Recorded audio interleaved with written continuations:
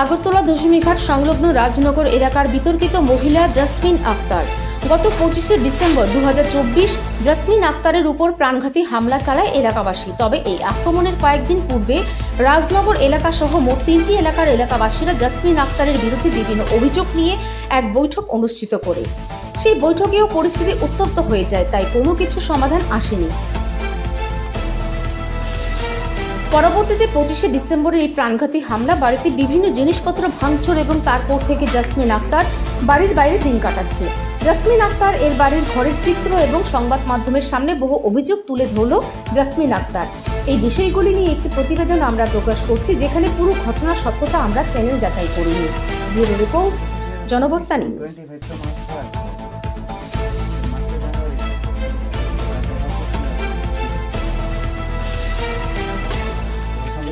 লাইভে আছেন এবং পরবর্তীতে যারা লাইভটা দেখবেন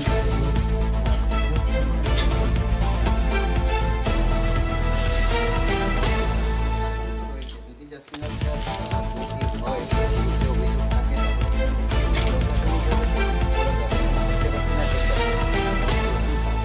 রয়েছে।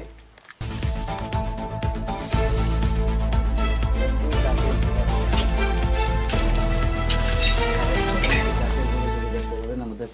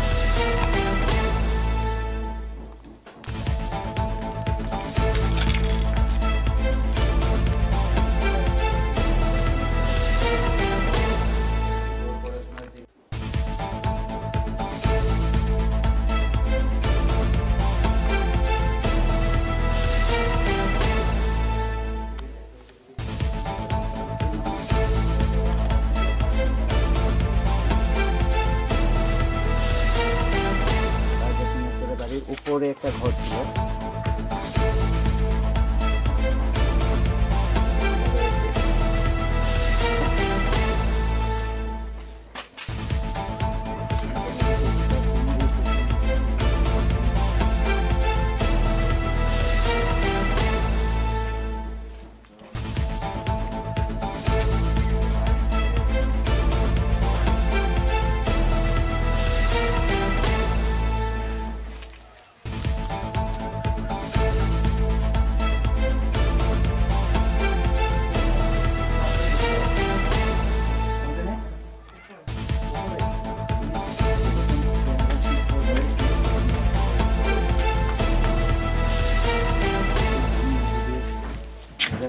তোমার কি হয়?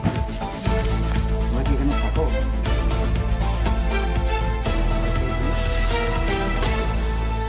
লাইট কানেকশন নেই তো আমরা কিন্তু এখানে বিদ্যুৎ সংযোগও পাচ্ছি না।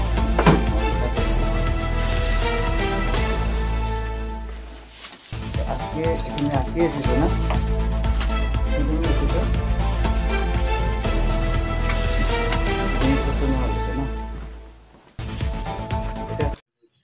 25শে ডিসেম্বর আপনার উপর যে আক্রমণ হয়েছিল, তো যারা ছিল আক্রমণকারীর এলাকার লোক যারাই ছিল তাদের মধ্যে কিছু বলার আছে আপনার? কারোর বিরুদ্ধে কিছু বলবেন?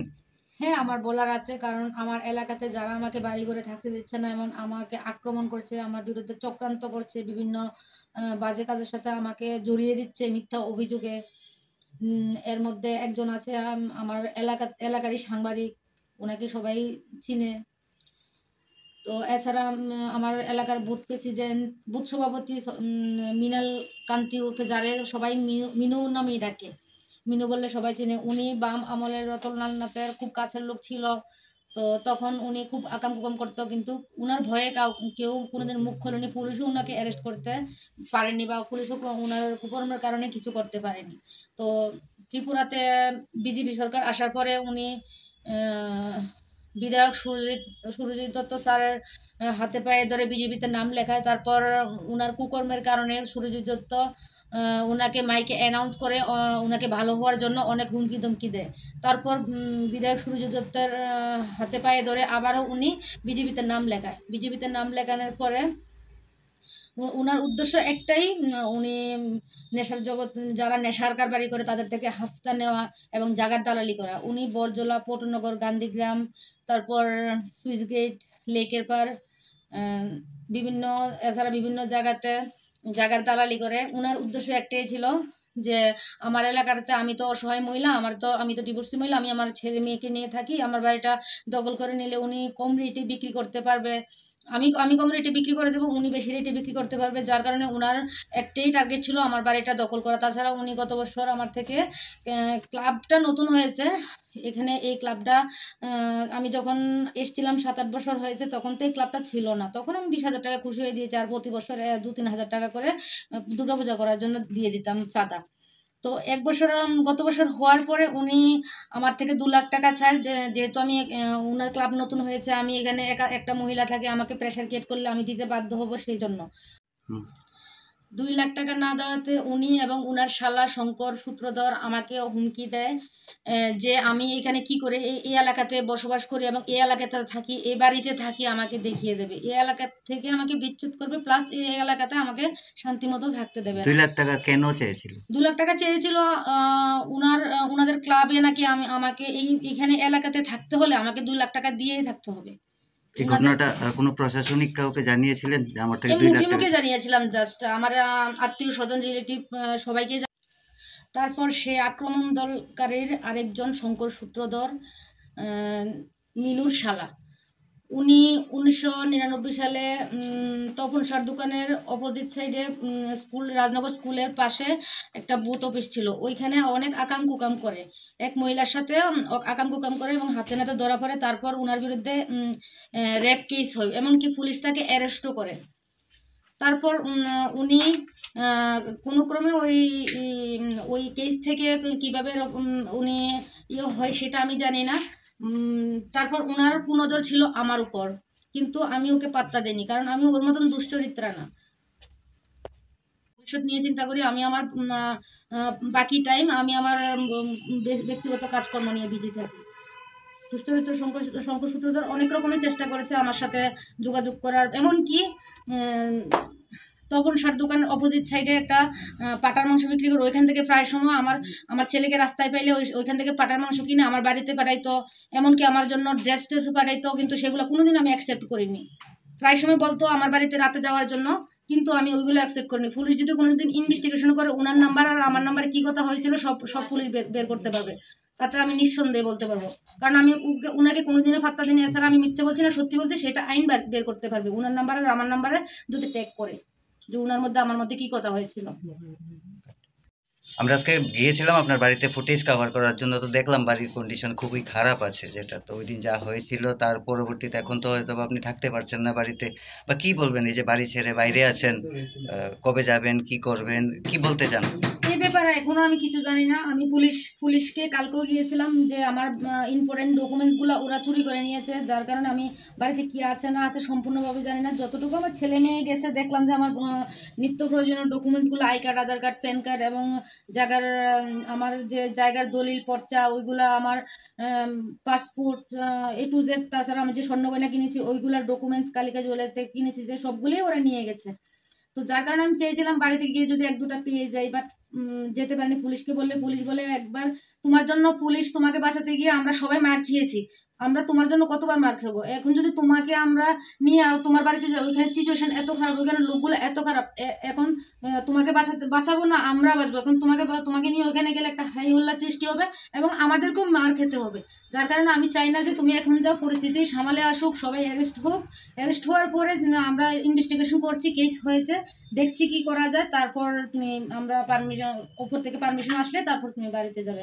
কিন্তু বাড়ি ঘরের আমার যে স্বর্ণ গয়না 30 ভরি স্বর্ণ, 50 ভরি রূপা, 7 লাখ টাকা, 4টা আমার ছেলে মেয়ে, 2টা মোবাইল। 7 লাখ টাকা কি আপনার নগদ ছিল? হ্যাঁ, 7 লাখ টাকা আমার নগদ ছিল, আমার ব্যাংক স্টেটমেন্টও আমার কাছে আছে, আমি সেটা আইনের কাছে প্রমাণ দেব। আর 4টা মোবাইল, 2টা মোবাইল ওপো মোবাইল, আর একটা ভিভো V30e, আর একটা আলট্রা S24 যেটার দাম ছিল 1,35,000 টাকা।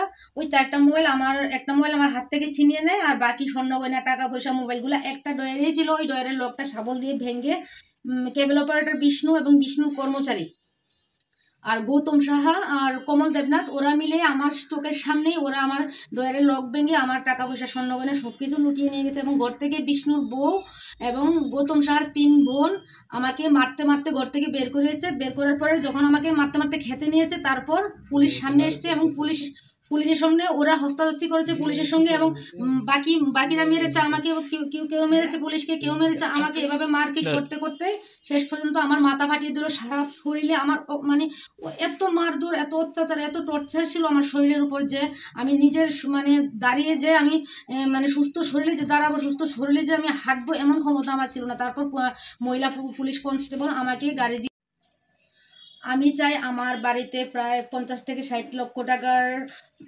ক্ষয়ক্ষতি হয়েছে, যেমন A to Z ভাঙচুর, লুটপাট এবং টাকা পয়সা সব কিছু মিলিয়ে 50 থেকে 60 লাখ টাকা ভাঙচুর লুটপাট হয়েছে। তো আমি চাই আমি যদি কোনো ইলিগাল কাজের সাথে জড়িত থাকি, বা আমি যদি কোনো অবৈধ কাজে জড়িত থাকি বা করে থাকি, সেটার প্রমাণ সবাই মিলে দিক, আইন আমাকে শাস্তি দিক। আর যদি না করে থাকি, প্রমাণ যদি ওরা দিতে না পারে, ওদের শাস্তি হোক, যে যাদের বিরুদ্ধে আমি কেস করেছি, কমপ্লেন করেছি, ওরা সবাই আমাকে মান সম্মান মতন আমাকে যেমন মারপিট করতে করতে বাড়ি থেকে বের করেছিল, ওরা যেন আমাকে ফুল ছিটিয়ে বাড়িতে নেয়। আমি সে আবেদন সরকারের কাছে এবং এলাকাবাসীর কাছে এবং রাজ্যবাসীর কাছে করব।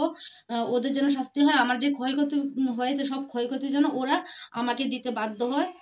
রাজ্যবাসী, ত্রিপুরাবাসী এবং এলাকাবাসী, সারা ত্রিপুরার মানুষ যেন আমার জন্য আওয়াজ তুলে, সবাই যেন আমার কথাটা বিশ্বাস করে। আমি যদি ভালো খারাপ হই, সেটার জন্য আইন আমাকে শাস্তি দিক, প্লাস আমার ক্ষয়ক্ষতি সবকিছু দিয়ে আমাকে যেন আমার বাড়িতে ফিরিয়ে নেওয়া হয়।